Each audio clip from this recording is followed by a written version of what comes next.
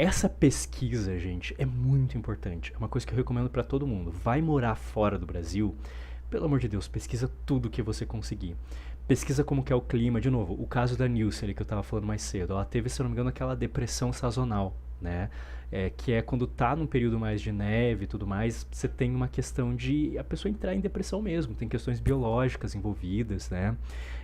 Então, é muito importante a gente ver clima, geografia, comida, acesso à saúde, ok? Cara, acesso à saúde, a gente pode reclamar pra caramba do SUS, mas a gente é muito mal acostumado aqui no Brasil, pensando nessa ideia de que saúde é um direito que o pessoal leva a sério em qualquer país, assim como sendo um direito universal. Cara, a minoria dos países tem a questão de ter um mínimo de um sistema universal de saúde, mesmo vários países da Europa, ok?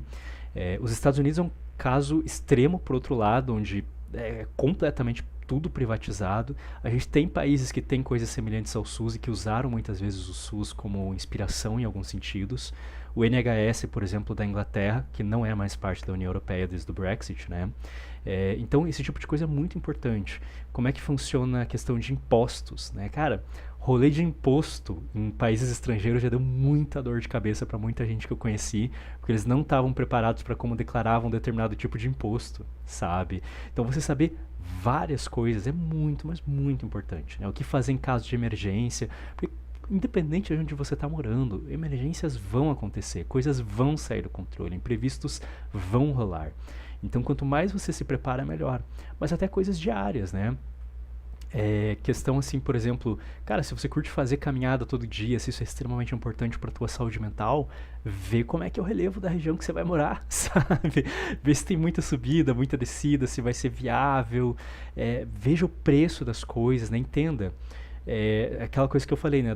Vou estar ganhando em dólar, vou estar ganhando em euro. Tá, mas você tem que pensar que você também vai estar gastando em dólar, vai estar gastando em euro, né? Entenda. Vou dar um exemplo aqui. Se você for para vários lugares, né? Aqui de novo, brasileiro está muito mal acostumado com carne vermelha, por exemplo.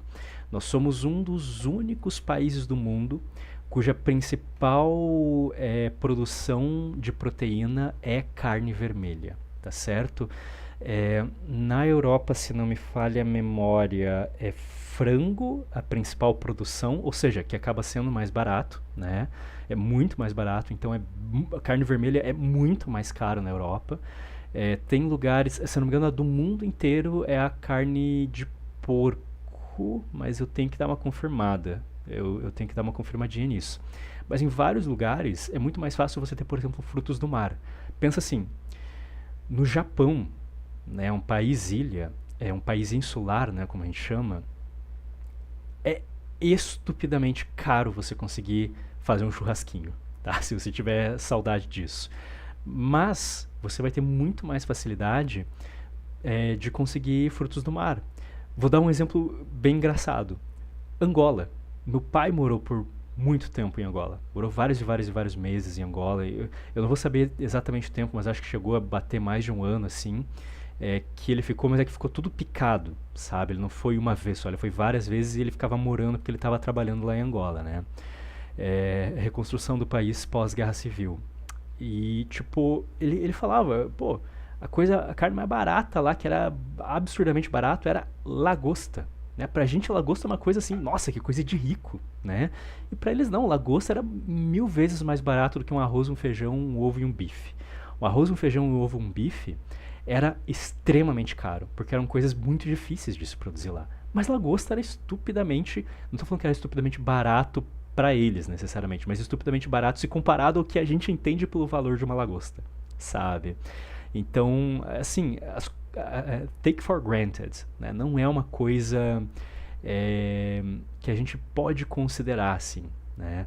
Então, é engraçado porque eu falei que meu pai morou bastante tempo, mas eu parei para pensar, não foi tanto tempo assim, mas enfim. Ele falava de outras coisas, assim, por exemplo, carros muito grandes lá em Angola, né? Aqueles carros tipo Jeep, esse tipo de coisa. Eram muito mais baratos do que carros populares que a gente entendia aqui no Brasil, né? A gente está muito acostumado a ver coisas clássicas, do tipo Putz, a pessoa vai para os Estados Unidos, aproveita e compra um eletrônico lá para mim, porque lá é muito mais barato comprar um celular ou alguma coisa assim. Vários países da Europa, né? É muito mais barato comprar o celular, comprar o notebook, não sei o que. É verdade. Em outros, só que assim, isso vale para várias coisas. Tem coisas que vão ser mais baratas, tem coisas que vão ser mais caras. Como eu falei, pô, em Angola é muito mais barato você comprar um carrão desses Jeep da vida do que aqui no Brasil, né? Pô, e daí muita gente se assusta, mas pô, é África, né? Pô, o país acabou de sair da guerra civil lá na época, era super mais barato, muito mais barato. Por quê? Porque tinha questões relacionadas a montadoras de trabalho e etc, que facilitava toda a questão geoeconômica ali da coisa. Então, a gente não pode sair achando que as coisas vão ser que nem são no Brasil. Tudo, literalmente tudo, né, o valor de todas as coisas pode ser diferente. E a gente tem que estar o mais preparado possível para isso.